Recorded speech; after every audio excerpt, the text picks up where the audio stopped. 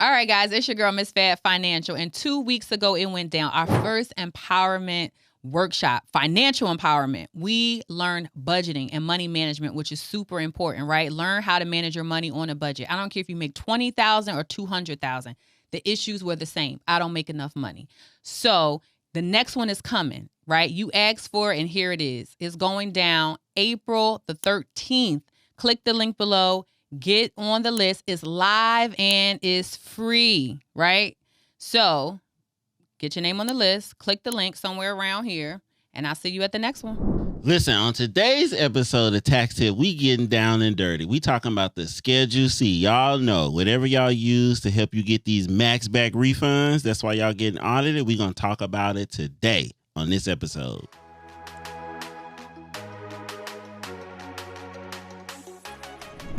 What's going on, y'all? It's another episode of Minding Your Biz. I'm one of your co-hosts, Dr. Blackwealth, and we got... Hey, Miss Fab Financial. It's another Tax Talk edition, Friday episode. That's right. We're talking about Schedule C's. Lord Jesus is the fire. Schedule C's.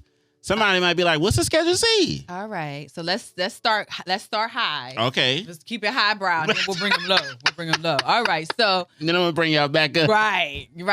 So... the Schedule C is typically used to document the profit and loss of said business, right? It's broken down into a couple different brackets. The top part is your profit, how much money your business made you. Right. That's whether it's cash, 1099, that goes at the top portion of the Schedule C. So we established this for business owners. We established it is for a business. Okay, cool. That's why you use the Schedule C initially. For sure. It's called profit and loss at the top. Got it. The Schedule C is just the name the IRS calls it. It's a schedule. It's connected to the 1040, right? So it's called the Schedule C. Now, the bottom portion of the Schedule C is where the expenses lie, right?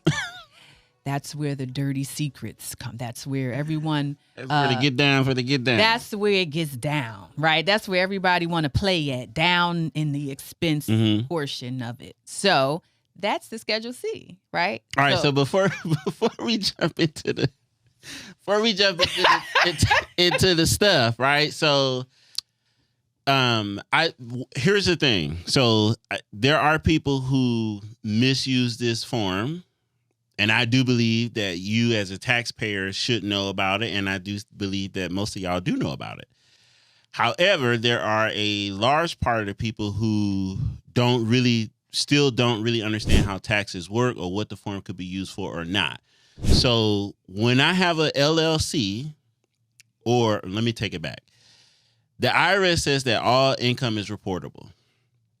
So if I work a W-2 job, if I work for whoever, Sony, who's it, what's it, and I'm employed by somebody, but they give me a W-2 at the end of the year that shows how much taxes are paid and how much money we made for the year. But if I do something on the side to make money, and that could be anything from, I don't care, garage sales to doing hair to nannying to, you arts and crafts and you do something, you got a car wash, whatever that is, where you making any type of extra money from selling goods or services, yourself included, right? You are by default a business. By default, you are automatically a business owner and you are a sole proprietor. Yeah. You don't have to file it with the Secretary of State. Right. And you're doing business. Basically, it's like you doing business in your name. It's Tariq doing business in Tariq's name. Or I could get a DBA and be also known as Dr. Blackwealth, but that's also me doing business still in my name. For sure. So if you exchange goods or services for money, by default, you're a business and you have to report it on a Schedule C. Even illegal, no matter what it is. All right. Because all income is reportable. That's Technically, right. You're supposed to, if you out there selling the you're supposed to be filing it. That's how it works. So my saying is, I always say everybody's a business owner because most people make money on the side. You know what I mean? No matter what it is, right? So my saying is like, hey, everybody's a business owner because most times your job is not enough or you just doing a little stuff that you want to get paid on the side. The only way to report that income is by putting it on a Schedule C. So a lot of times we are able to help clients get a refund because they don't know that, hey, this thing that they do on the side, watching this is a business, and we turn into a business. No, for sure. But a lot of y'all, come on now. Let's flip this coin. A lot of y'all know what it is. Tax professionals know what it is. And people know what it is and try to act like you don't know. Schedule C draws down if you put expenses on there, it draws down your income. So if I make 60 grand a year and I got 2 to 3 kids and you looking for a larger refund, the only way for you to get a refund is for you to put expenses on the business to draw down your income, to fall in perfect income, to get the max of child tax credit, earned income credit, and dependent credit on your taxes. So when the IRS calls and pulls for audit, they say, hey, we're trying to verify the credits. That'll be their language they'll use. We'll try to verify the credits that you have on your taxes. And when they say credits, 9 times out of 10 is the expenses that's on the Schedule C. You got it. So in short, the Schedule C is used to draw down your taxable income, because what most people are doing is overexpending, over exaggerating, or overstating their business expenses in conjunction to what the business made. And so let's be very clear on what you're saying here, right? Because what happens is on the Schedule C, the profit goes at the top and the expenses go at the bottom. So the picture you're painting is that your business has cost you $20,000, $30,000 and is drawing down your taxable income. That means your business is shit. It is not making you any money, okay? And then, we got to be honest about what that's saying, what that's looking like. Because then in the same tune, you want to qualify to try to get a loan or something and then wonder why nobody's giving you a loan. That's the other side. Okay? We back on the middle side of the coin now. So let's be clear on what that looks like. Right. You're saying I make 80 grand on my W-2 job. Yeah. But because of the lackluster performance of my business, over half of that you put in business expenses. Over half of that means $40,000 went to my business that made me no money. Right. Now, that's what that's saying, which is crazy. And it could be true. We're not saying that it's not, but most of you it ain't. So that's drawing down your income from that 80, bringing it down to 40. Now you fall in a better opportunity to get more of those credits that he was saying, right? Now, most times you got to draw it down more because 40 still not going to get it. Most times you got to they're drawing your income down to 30 to 20,000. You got to be really, really poor to get the maximum credit for those child tax credits and the earned income tax credits. So again, if you are at 80 grand, you could qualify for a home. But what happens is some of you guys don't have the financial discipline or saving discipline to manage your money properly. So you then become greedy and say, I want a larger tax refund. So then you say, well, I have a business that costs me, I put all this in my business expenses. It cost me $40,000. So $50,000. Now that draws your taxable income down. Now you're in $30,000 range, $23,000 range. Right? To get you a $7,000, $8,000 tax refund. Temporary gain. Poor man mindset.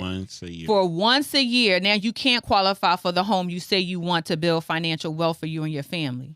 And a lot of us not really prepared for what the financial, just about finances, period. Right? So, and I know we went off on a different tangent, but I really need y'all to get what's happening. It's still the same. We still talking about the same thing. Right? It's minding your biz. Right. But it's the minding about the business. You have to understand how it works, because the flip side, like what you were saying is, and I just experienced both of these in the past couple of weeks.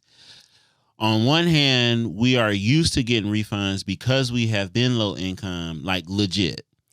Then we start to make money in our business. And when our business get to making money, then we don't understand really how taxes work. We're not financially prepared. And we don't pay understand taxes that you owe on the money that you get. Yeah. So when you make money as a business, a straight LLC, you get all your money. You're not like portion away of it for taxes, because in order for you to get a refund outside of children, outside of credits that you can qualify for, the main ones being kids. And let's be clear, the government is only giving you that because you're low income.